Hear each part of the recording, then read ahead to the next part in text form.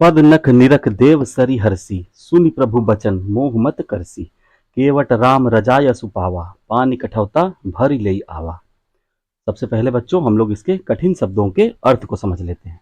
पद पद का अर्थ होता है पैर और नख अर्थात नाखून, पैरों के नाखून। निरख का अर्थ हुआ देखकर। देवसरी देव नदी अर्थात गंगा। हर्षी आनंदित या प्रफुल्लित होना। मोह का अर्थ है मोहित होना या आकर्षित होना। मति का अर्थ होता है बुद्धि। कर्षी का अर्थ भी आकर्षित होना है। रजायसु का अर्थ है आज्ञा। पावा अर्थात पाकर। कठौता काठ का पात्र या लकड़ी का बर्तन। इस चौपाई में तुलसीदास जी ने गंगा नदी के हृदय के भावों का वर्णन किया है।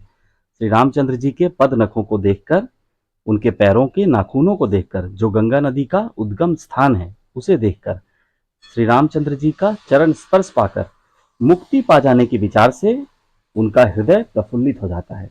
इसी प्रसंग में इस पद को कहा गया है। अब आइए इस पद के अर्थ को समझ लेते हैं।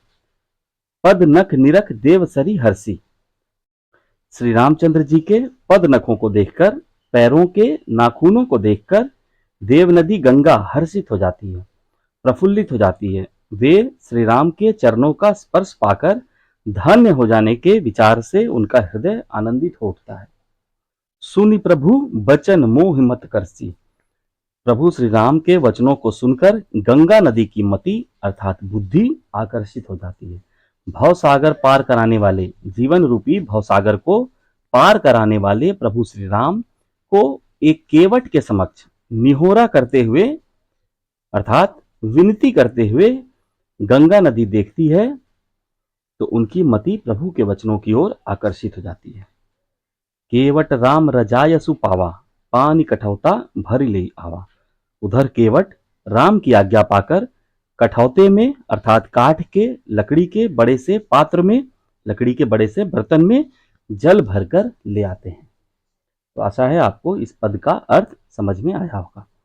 अगर कोई बात न समझ में आई हो तो आप कमेंट करके अवश्य पूछ सकते हैं। धन्यवाद।